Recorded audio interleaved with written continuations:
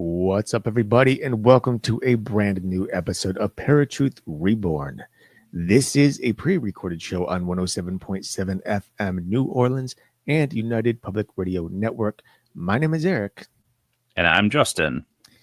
And today we are going to talk a little bit about the Pyramid of Giza, the Nazca Lines, and Stonehenge.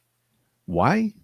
Because these very interesting and yet ancient wonders of the world have been quite a mystery for many, many years, ever since their discovery. The biggest questions being whether or not these ancient wonders are actually works of human hands, or if perhaps there's evidence of a lost alien civilization.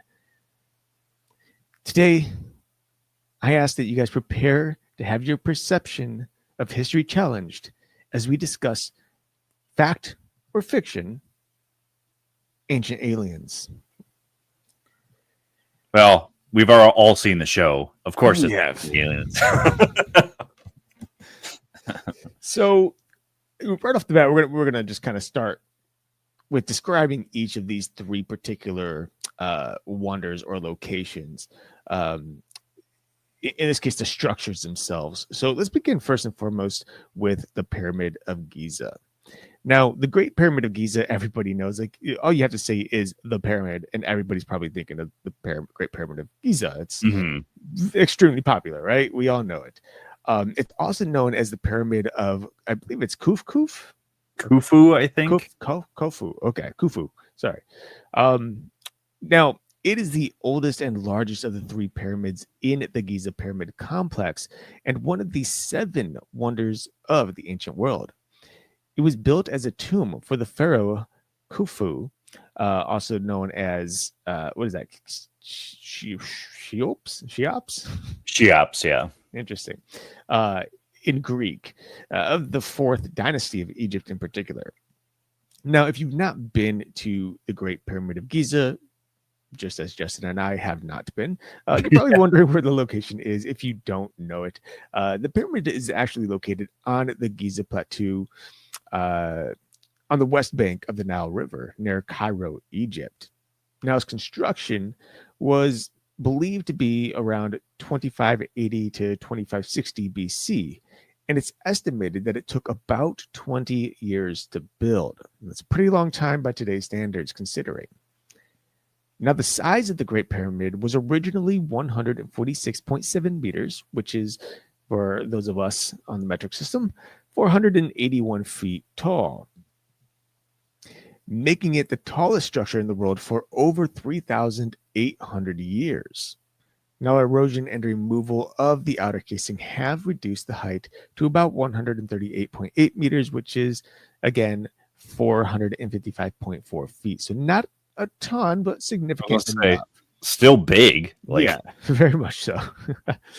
Now, what was its purpose? We already kind of talked about this or briefed over it, but its purpose was simply to serve as a tomb for Pharaoh Khufu, and it was designed to house his sarcophagus and other treasures as well. It's also symbolized, or was meant to symbolize, his power and status. Basically, the bigger the pyramid in this case, the more popular and famous this particular pharaoh was. Which was common in that time. I mean, even today, billionaires get the big mausoleums and everything. Right. So. Now, it's estimated that around 2.3 million stone blocks, each weighing on average of about 2.5 tons, were used in its construction, which is significant when you think about the time and how heavy these particular rocks were, or blocks. Now, the pyramid remarkably aligned with the cardinal directions north, south, east, and west with incredible precision. An unfathomable precision and astronomical alignment suggests advanced knowledge beyond their supposed time. Now, again, when we talk about advanced knowledge beyond their time, we really don't know what kind of knowledge ancient peoples had, nor the type of tools they had. This is, in all honesty, I think it's just something that is said out of ignorance by most scientists and most people who are talking about ancient times, not believing that possibly they were smarter and had better tools than we do even today in 2025. Yeah, there's been talk too of them using sound waves to move these bricks. I've seen a lot of different a pulley system, different theories on it. I think a lot of people still believe that they use some type of sound wave technology to move these bricks, but with them being so precise to the north, south, east, and west directions is where I think a lot of people question some of this stuff, because how could they have known that? But again, to your point, yeah, we don't know. And I seriously feel like we are a little de-evolved from the technology that they might have had back then. Oh, 100%. There's actually a decent amount of evidence that suggests that ancient peoples had significant tools that we today can't even fathom having or understanding, just based on the pyramids themselves. There's been a number of archaeologists who claim that they cannot replicate the exact dimensions and build the pyramids the exact way that they are built. The some of these spots are so like where the rock or the blocks layer each other, you can't even fit a thin piece of paper through there, right? Just because of how tight they are, and we don't have the type of technology to cut blocks to that type of dimensions today. At the time, so that also is very interesting and significant. Not to mention ancient civilizations that seem to just disappeared off the face of the earth, which were claimed to be one of the greatest cities in all the world, with high advanced technology, possibly alien technology that surpasses anything that anyone can even possibly fathom today. Now, why do people believe that? I mean, of course, it all comes up to assumption based on some of these stories that have been written about various places. But nonetheless, this is, I think, a very significant structure within our world that kind of suggests maybe there's something more to it than simply humans either building it themselves, or that these humans were maybe not as Neanderthalic as I think many people believe them to have been. Yeah, I think they've really pushed on the Ancient Aliens show that this had to have been some type of otherworldly influence. All of these that we're going to be talking about right now had to, other than them being ignorant to what technologies they had, I don't understand how they are just coming to that conclusion. Like, I want to believe that we've had visits in our past history, but at the same time, it's a lot of assumption. Right. I think what it comes down to is that many people, individuals who study this stuff, who want to believe in aliens, are more willing to claim that extraterrestrials came down and helped, rather than just give the credit to the ancient people who possibly built it themselves without any help. It's easier for them to fathom it that way, and I think it's more exciting as well. Of course, that's not to say there isn't some interesting evidence that points to possible help from outer space, but nonetheless, I do think that the idea of extraterrestrials helping Egypt, in this case, build these pyramids, does make it extra interesting and more fun to really to research and connect to. Yeah, for sure. So the next one we're going to talk about also is Stonehenge. Now, Stonehenge is a prehistoric megalithic structure on Salisbury Plain in Wiltshire, England, 2 miles or 3 kilometers west of Amesbury. It consists of an outer ring of vertical sarsen standing stones, each around 13 feet high and 7 feet wide. That's 4 meters high and 2.1 meters wide. For those of you who choose that particular type of measuring system. And they weigh around 25 tons. Now, they're topped by a connecting horizontal lintel stones, which are held in place with mortise and tenon joints, a feature which is very unique among contemporary monuments. Now, inside is a ring of smaller blue stones, and inside these are freestanding trilithons, two bulkier vertical sarcens joined by one lintel.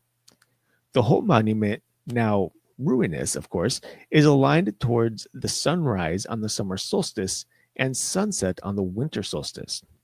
The stones are set with earthworks in the middle of the densest complex of Neolithic and Bronze Age monuments in England, including several hundred tumuli, which are basically burial mounds. Now, it has been used for ceremonial purposes and modified by many different groups of people at various times throughout history. But archaeological evidence suggests that the first modification of the site was made by early Mesolithic hunter-gatherers. The massive stones, transported and erected with seemingly impossible techniques, of course, sparked debate about alien involvement as well. And of course, this is our first real connection to the pyramids. How can something, a structure built with such large stones, basically, or large blocks, be able to be moved so far out from civilization and built upon, stacked upon one another? Well, and not to mention, like, I had never seen this evidence before, that there is evidence that Mesolithic hunter-gatherers had been around it. Last I had seen, it was said that the Druids had constructed this. And I mean, I of course kind of look at history here and there throughout time and the different theories, but I never heard that close to caveman type people were ones that were kind of starting the modifications of it. Mm-hmm. And this one is even more interesting just because of the place, not just the placement of the stones, but of how big they are, and they're pillars, not just like stone bricks. So right, these are things that not only had to be erected in a certain fashion, but then to balance another 25-ton type of stone or whatever on top of them is pretty incredible, considering the times. And again, we don't know what really existed back then, if there were some special technology that humans had. But this is also, of course, what leads many people to believe that there's some sort of extraterrestrial connection to the building of these. Now, I think you know more about this than I do. Were the Georgia Guidestones supposedly erected around the same time as Stonehenge, or was that something that people had done up more recently? I honestly don't know. I don't know that one. Okay. Offhand. I didn't look it up just because I feel that for some reason I want to say that they're a little more recent than like somebody just went and did this because of Stonehenge, but I could be wrong on that. I could tell you there's a mini Stonehenge here in Cleveland. That one was probably built by some interesting aliens.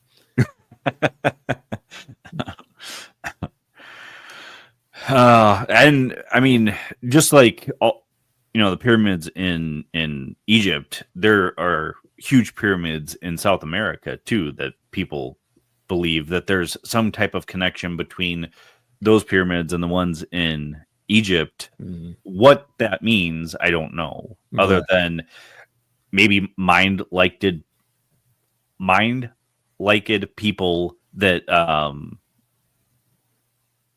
had the same idea, or again, I guess it's possible ancient aliens. That's why the pyramids. But yeah, the Stonehenge is one that I've always been fascinated with, and I've always wanted to visit. Not that the pyramids aren't, but Stonehenge sticks out just because it's so odd. And I don't know why, but the Druid connection had always grabbed me for whatever reason. Right. Well, now our final wonder of the world here that we're going to talk about, which also has connection and likeness to both the pyramids and the Stonehenge, is the Nazca Lines. Now, the Nazca Lines have really been these have been researched a lot, and these have been studied for years, and there's still continued research and study on these, as these all these places are. But these are specifically very interesting for one particular reason, and we're going to talk about that in a moment here. But first and foremost, the Nazca, sorry guys, the Nazca Lines are a group of over 700 geoglyphs made in the soil of the Nazca Desert in southern Peru.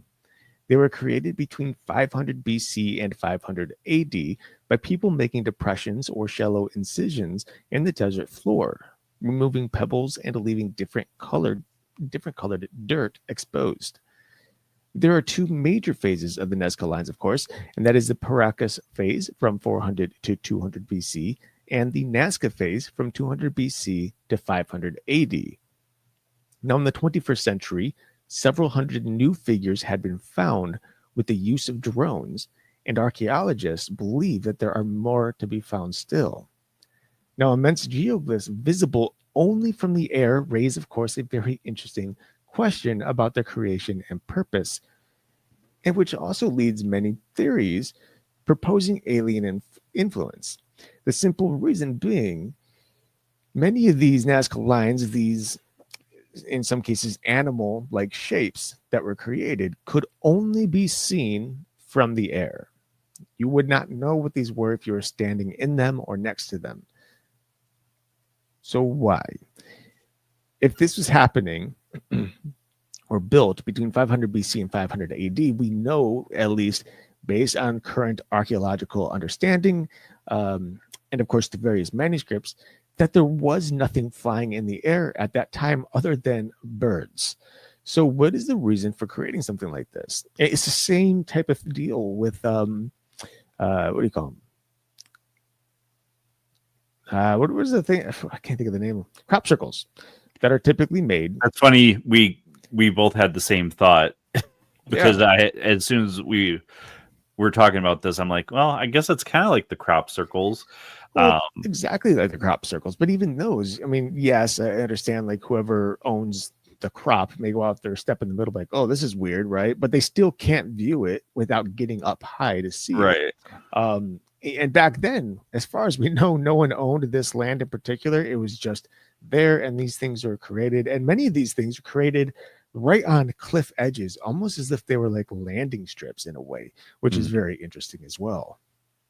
Yeah, I think that's one of the biggest theories is them being landing strips. But why include animal shapes? I believe that there's a thunderbird shape in there. There is a theory that maybe the Nazca people had access to hot air balloons. Again, ignorance meeting science and nobody really digging deep to find out what technology they could have had back then. I've seen that a lot where people have said, yeah, it kind of looks like a landing strip, maybe for UFOs. Right. But there's so many different feats in technology, the seven wonders of the world. I mean, look at the Great Wall of China. That is huge in and of itself. Now, granted, yes, it's a good possibility that humans could have just built that because they are smaller bricks. It's just huge, so it would have taken them a very long time to do. But these three in particular are ones that are debated over and over again about the ancient alien theory. Now, to go into the ancient astronaut or the ancient alien theory, it's a pseudoscientific idea that proposes intelligent extraterrestrials visited Earth and influenced ancient human cultures.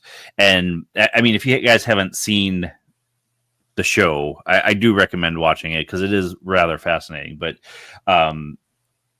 it is suggested that the aliens not only influenced culture, but technology, religion, even human biology. The theory that the Anunnaki created the humans by splicing their DNA with a kind of caveman-like being that was already here. There have been the rumors that what I'm trying to think of. Oh, the Egyptian gods. Most of them had not human heads, but human bodies, which would suggest possibly an alien of some sort. Because if you look at other civilizations outside of Egypt and even South America, because South America, there was a very similar situation where, and even Native American culture, where their gods, their deities are not human looking, whereas like ancient Greece, the ancient Romans, even Christianity, or all the Abrahamic religions, it's more of a humanized version of the deity. So that's what really fascinates me about the ancient Egyptians and even ancient South American cultures, is that their deities were very different compared to much other cultures. Proponents suggest that these extraterrestrials were misinterpreted as gods, and their advanced technology and knowledge were attributed to divine origins. Now, the core concepts of the ancient alien theory or ancient astronaut theory is extraterrestrial visitors. The theory posits that extraterrestrials visited Earth in the distant past, possibly during prehistoric times. Influence on culture and technology. I've already kind of covered that already, but we've talked about how the pyramids of Giza, Stonehenge, Nazca Lines, to our knowledge, or at least our scientists' knowledge, these people had no technology that would have been able to do that. Deities as extraterrestrials, human evolution. Again, like I said, the Anunnaki supposedly used their DNA to evolve humans to what they are now. A couple of people that kind of talk about this is Erik von Daniken. I have heard him on different interviews, and I have a couple of his books, I believe, too, because at one point we were supposed to get him on for Chariots of the Gods, and he ended up having to cancel. But he's one that is huge into the ancient alien theory and has kind of ignited the widespread interest and controversy in it. Zachariah Sitchin, his interpretation of the ancient Sumerian texts claim contact with the Anunnaki, advanced beings from a planet beyond our solar system. However, if you look at the Sumerian text, the Anunnaki were their deities as well. So not only are you seeing that same type of practice where deities eventually became known as aliens, but the Sumerians are one of the most ancient cultures out there too.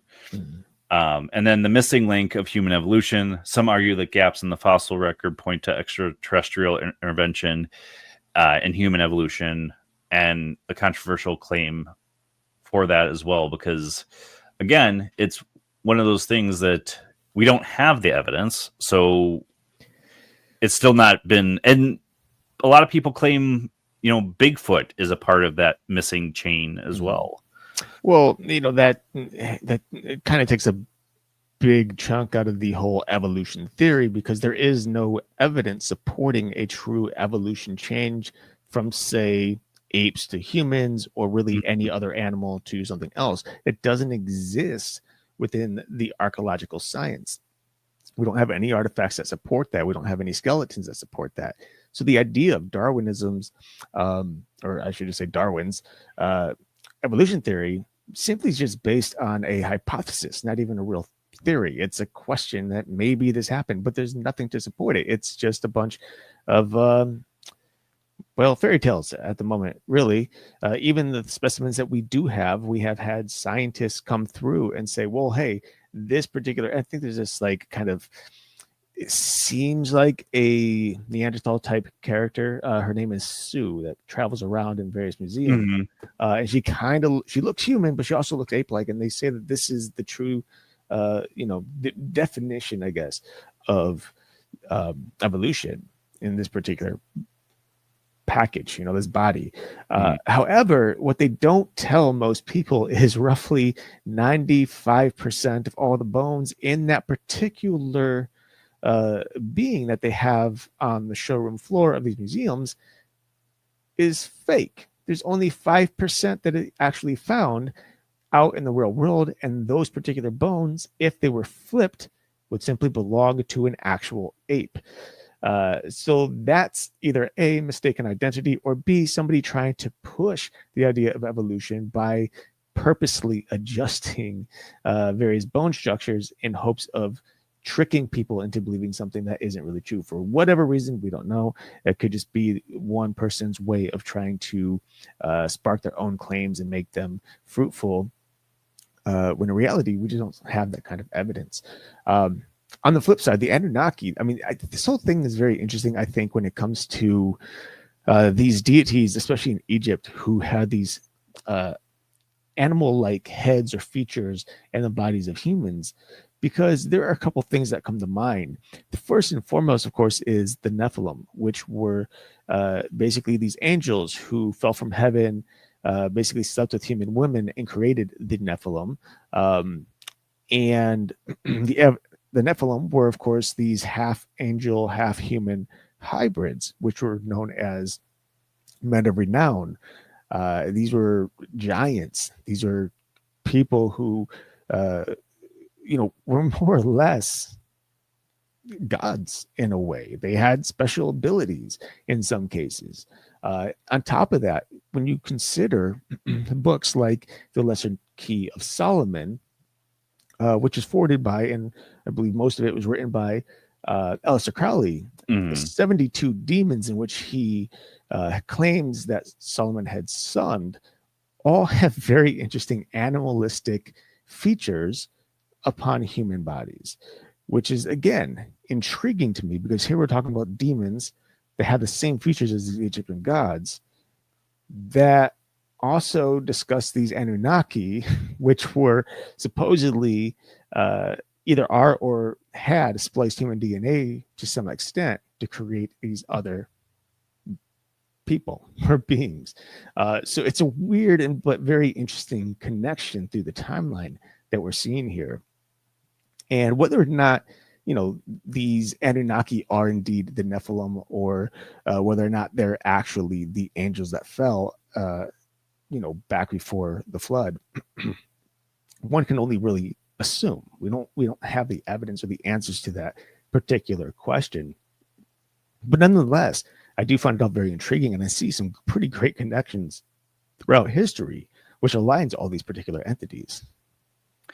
Well, and I haven't been sending you these videos just because I haven't seen any evidence to the validity of it. But supposedly, there's people claiming that, I believe it was I want to say it was New York, but if you guys know what I'm talking about, please correct me.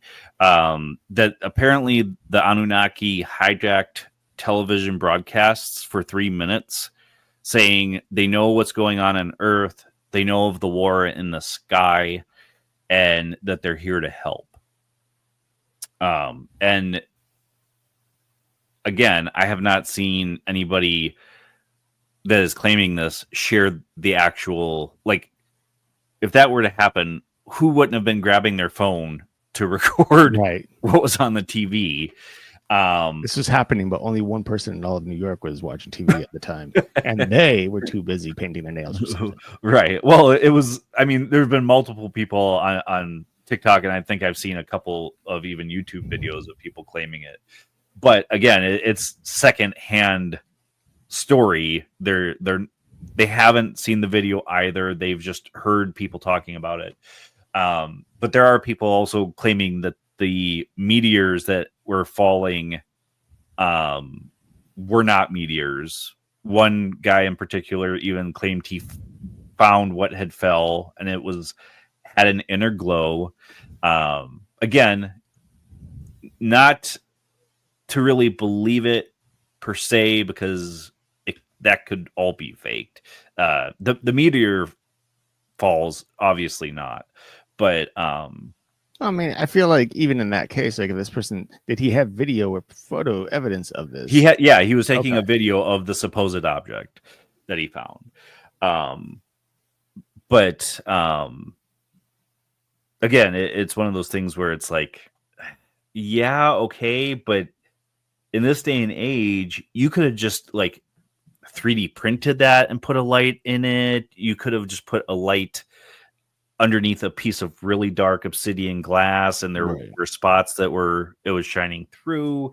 But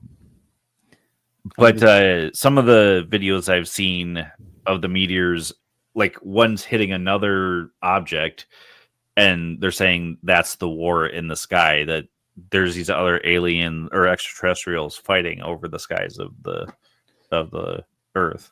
Yeah, I mean it's always hard to like, you know, I want to see legit evidence of this, like posted all over the news, all over television. Like that kind of stuff should be like, hey, let's shut down all TV and only share this because this is interesting, very interesting things happening in space. But one thing that I often think about when we talk about stuff like this is the scriptures, which say that do not call every conspiracy, or be careful what you call conspiracies. But on top of that, that we're going to hear rumors that are going to basically pull us away from the truth of Christ coming. And now we're hearing about these alien possible fights in the sky, and we're hearing about TVs being jacked, or we're hearing about various entities within the forests that are now coming forth. There's all these different things pulling at us in every different direction, and nothing's really pointing to one particular source. And I think that is an agenda in and of itself, whether it's a human agenda or a demonic agenda or something else entirely. The point is, I think that we are having our eyes pulled to various sources, so that we're not too focused on one particular thing for a reason. It's a type of deceit that I think is trying to be used to cloud our understanding of what's truly going on, leaving us in this kind of like disoriented state of confusion, which isn't good for most people. We need to understand what's happening in the world, what's happening within the spiritual world. I think we need to be very careful to understand our wits, be sensitive to the things around us and ask questions, because that is the most reasonable way to really grasp a hold of what is truly happening, and to learn what is true and what is false, and what is just simply faked. Well, and even going outside of the Bible, Project Bluebeam, yes, it's a conspiracy theory, but Right. It's also, I believe they've declassified that document as well, where we would be led to believe that whatever deity we worship, or if you believed in aliens, if you didn't believe in a deity, but you believed in aliens, whatever it is you believed would be broadcast in the sky, no less. And, going into, technology that we don't know that certain peoples had at the time. This was it the 50s and 60s, or was it later than that for Project Bluebeam? I can't remember. Later, I think it was like the 60s, I believe. Okay. That we as in the United States would have technology to do that in that time. But there are people that say that the government and the military complex have much more advanced technology than civilians have too. So, you want to go into evidence and examples? Yeah. So, let me get my notes up here.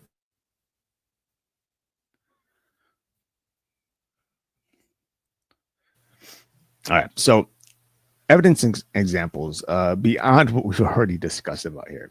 Now, first and foremost, of course, is the ancient artifacts in and of themselves. So, Ancient astronaut theorists often point to artifacts that seem to defy the technological capabilities of their time as evidence of extraterrestrial influence. Examples of this include the goodness gracious, that's a big word. Antikythera mechanism, the Nazca Lines, and certain depictions within ancient art. These particular depictions within ancient art, by the way, are typically of human-like entities wearing what very much appear like space suits, like modern day, astronaut suits. Yeah. Also, various vehicles that seem to be hovering over the sky, over a group of people, or over, a particular structure. Some people even claiming that certain depictions show like a computer type technology or a cell phone type technology, even watches, when they believe that watches were not invented yet back then too. Right. And then, I mean, that can go into a whole other stream of thought with time travelers and stuff like that too. Right. Uh, Another example is ancient texts. So, ancient texts and myths from various cultures, including Sumerian, Egyptian, and Mayan, are interpreted as describing encounters with alien beings and their advanced technologies. And of course, these are things that are, again, I think the key word here is interpreted as describing. Mind you, that when it comes to ancient technologies, many people, or sorry, rewind. Ancient texts, when it came to those type of things, the people writing those, they would use what they could best, any words they can best, that would best describe what they were seeing at the time. So many of these cases that can be seen or interpreted, quote unquote, as what might be extraterrestrial vehicles may simply just be a coincidence, and this is how they could best describe that particular thing they were seeing. There's an account in Ezekiel in which Ezekiel describes the Lord coming down on angels, basically on a throne. And everything he says within the scripture does very much sound like it could be what today we would consider a UFO, or in this case, something that is an extraterrestrial machine, which is not to say it isn't, and it isn't possible. I mean, the fact that God is, he lives outside of space and time and earth. He is technically extraterrestrial because he's not of this earth. He's beyond it. So, obviously, when we think about this kind of things, you got to be very careful on the definition and how we word those. But nonetheless, I think there's a couple of references in the Bible that people have claimed ancient aliens over a more scriptural based type. I mean, there's a couple, but Ezekiel is the number one most commonly drawn to and theorized about. That's the one that I'm always hearing on various TV shows and within reference in other books as well regarding alien technologies, especially. Right. Another one is, of course, the pyramids and monuments. Just the fact that the construction of them are such a large scale, like the pyramids of Egypt and other ancient monuments, is often attributed to extraterrestrial guidance or assistance. There's a lot of current scientific belief based on archaeological evidence that when the Egyptians were building the pyramids, they were using a type of, they were using elephants along with a system which would allow these elephants to roll these blocks. Not the blocks themselves wouldn't roll, but they would put them on like logs, and these logs would, help to move these blocks up to the pyramids, and then it has some sort of mechanism that would allow them to string these things up or rope them up on top of each other. Now, of course, what exactly that mechanism was, how it was done, that's again all theory, and there's been tons of things written upon it, so you can just Google that, and you'll see a bunch of pictures in Google, by the way, to help kind of exemplify what it is I'm trying to say. But nonetheless, same thing with Stonehenge. Same thing using elephants or some other like cattle and whatnot who are capable of maybe moving some of these stones. And I'm not saying one elephant, one cattle. We're talking about a group of these creatures that are capable as a whole to move these. But nonetheless, there has been great theory that, again, alien technology was used. Was it something like a ship, or some sort of craft that was able to levitate these things, these blocks, and move them on top of one another, higher, higher and higher and higher. We don't know. We don't really know. But that's not to say it isn't possible. Yeah. Well, we have lever and pulley systems still today. So to claim that, that's a new technology, it's like, I feel it's been around a lot longer than most people realize. Right. Oh, 100%. Finally, of course, we have the religious beliefs. And this is that ancient astronaut theorists suggest that many religious beliefs and practices stem from interaction with extraterrestrial beings, which, as I'd already said, isn't necessarily wrong when you consider these beings that they're interacting with are literally not of this earth, but from beyond it. Again, the definition of extraterrestrial is a pretty broad definition, but I think when most people use it, they're thinking of the typical alien beings that modern, entertainment likes to talk about, the space Martians and all that stuff. The space Martians. Space Martians. Yeah, as opposed to Earth Martians. I mean, there's that whole theory too, but we won't get into it today. So obviously, of course, there are critics and skeptics about the ancient alien theory. And I feel no matter what we talk about in the paranormal, you should always be skeptical of a lot of the information that's out there.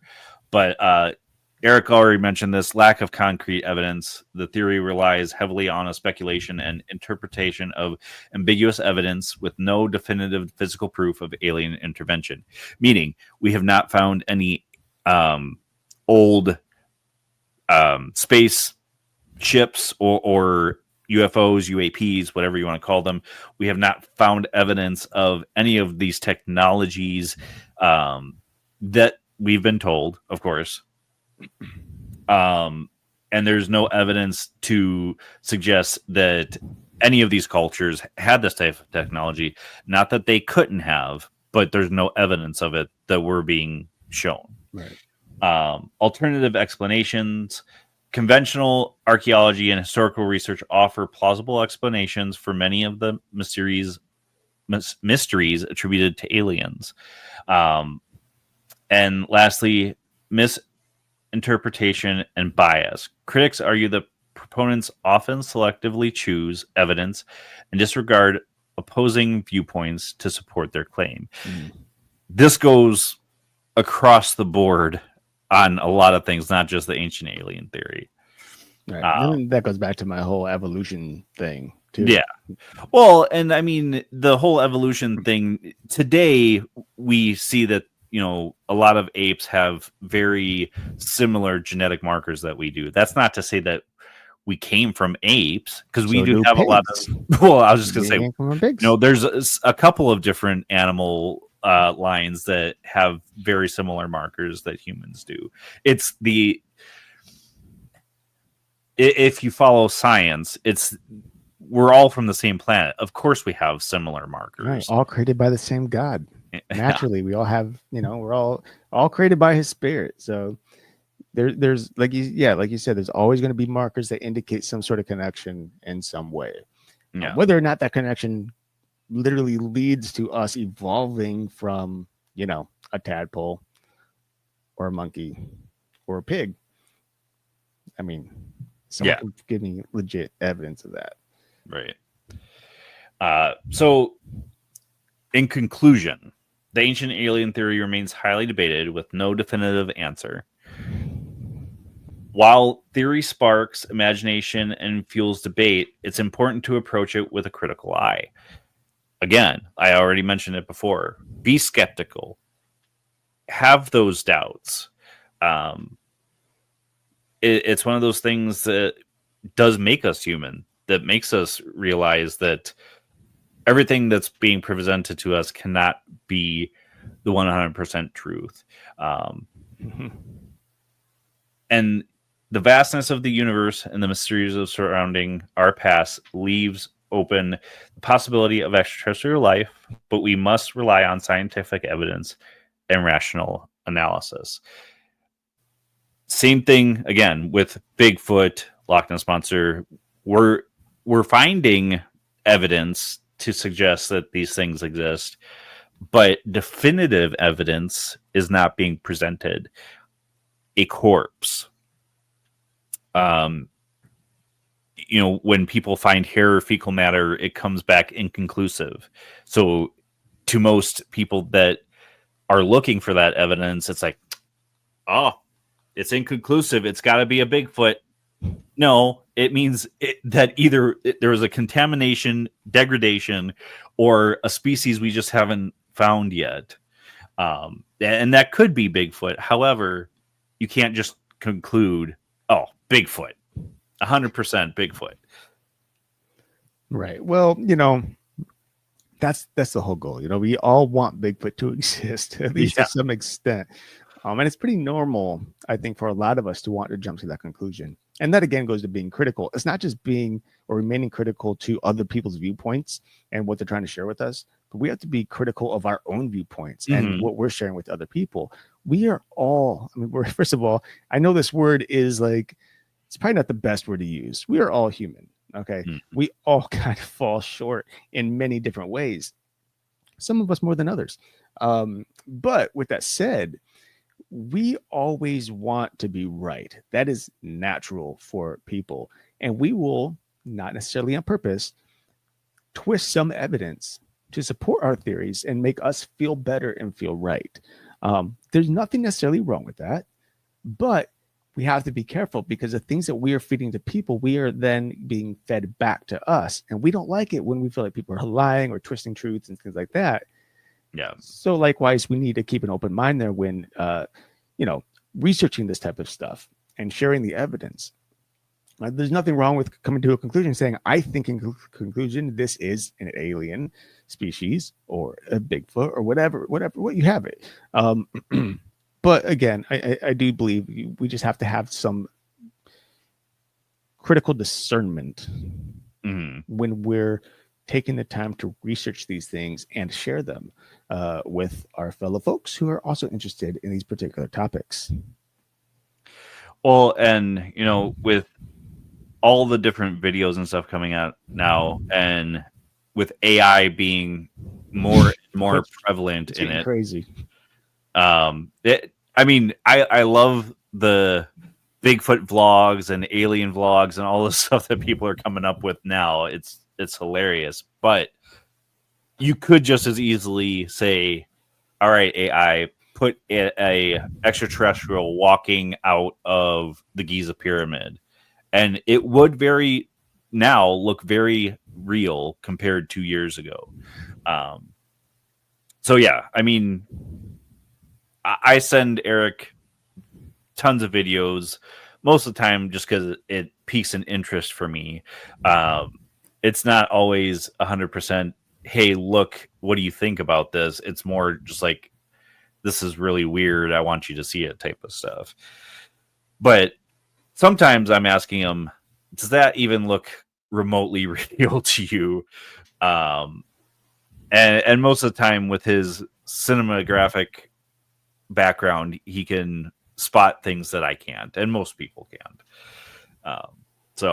But in your final thoughts, what is your opinion? Is there even a remote chance we were visited in ancient times by extraterrestrials? I say inconclusive. I know it's a cop out.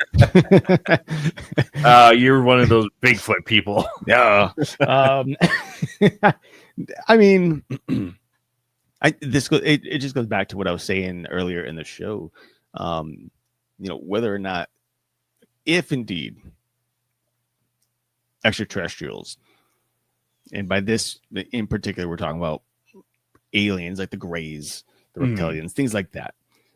If they did visit ancient Egypt or any of these ancient sites and help them build these things, if the Nazca Lines were developed so that these particular individuals could see them from outer space or from the sky, it is very possible that those aliens are not just what we believe today, modern day, to be aliens, but very well could be the ancient biblical aliens as well, in that these are angelic beings from outside of Earth's atmosphere, from outside the universe, even that created these giants like the Nephilim, who were, again, people of renown. These were people, individuals who had abilities. They were kind of crowned as gods and as kings, and they led battles and they built things that normal people couldn't do. They had special knowledge, as far as we understand, that again, at the time, maybe people didn't know, but it's very possible they helped develop technologies that we today don't believe in, that we don't believe could have happened, back in 500 BC to 500 AD. Mm-hmm. We just don't know. And why are we not seeing this evidence of this stuff? Maybe they're no longer here on Earth. Maybe they took them back with them. There's so many theories that go into it, of course. But that's also not to say that these weren't typical gray or reptilian-like entities or some other of the 100 various types of species of aliens that we've come to learn about over the years. The simple fact is, and I always like to reference Jesse Marcel Jr. I talked to him many years ago. And when we were talking about the 1947 Roswell incident with his father, he said at the very end, after I asked him what he thought, do aliens exist? He says, to say that aliens exist would be to basically believe that we are not special, that the Lord didn't create us specifically, because he doesn't mention it in the Bible, right? So we would make him a liar because he never mentioned it. But to say they don't exist would be to prohibit God's creative ability. And considering how vast our universe is, there are galaxies we've not even seen, can't even understand yet, can't even acknowledge. And to believe that we are the only living beings in all the universe that we can see, let alone we cannot see, is pretty tough pill to swallow. So yeah, I think there is that possibility that there's something or somebody out there who maybe did visit at some point and maybe has visited recently even. Yeah. Well, and even today, like as advanced as technology is going right now, it really makes you wonder, are governments talking to extraterrestrials, or did we really truly recover a UFO or several UFOs and have been able to back engineer their technology? Stuff has advanced so much. I'd say even in the past 25 years, like, oh yeah, cell phones have advanced so fast. I mean, mind you, the sorry, I didn't mean to cut you off. No, that's I fine. Process thought. I was like, we're leaving. That's fine. Fiber optics, which is not that that old, was supposedly developed because of the 1947 Roswell incident, the craft that they recovered from that. Again, that's just a theory or a belief. Whether or not it's true, we don't know. But the amount of technology that did happen that came out after that recovery mission is pretty astronomical. Like, it's weird, right? Yeah. Coincidental? Possibly. But nonetheless, weird. So who knows? Yeah. All right, folks. So we've got some interesting stuff coming up. We've got unraveling demonic possessions secrets next week. That'll be an interesting one. We were trying to get somebody on who is an exorcist. She hadn't responded, so we'll keep trying for that. The following week, we're going to be talking to Brian and Jen Byers. They own a metaphysical shop in Savannah, Georgia, and they are close friends of mine and have been on, Brian has been on a network that Erik and I were on a very long time ago. So a lot of great stuff coming up, a lot of interesting topics coming up, but make sure that you like, share, subscribe, no matter where you're listening. This has been a pre-recorded show on 107 FM New Orleans and United Public Radio Network. Make sure you're checking out all of the shows that are on this network because it is an amazing network. And yeah, until next week, where you'll find us same time, same channel. My name is Justin. And I'm Erik. Peace.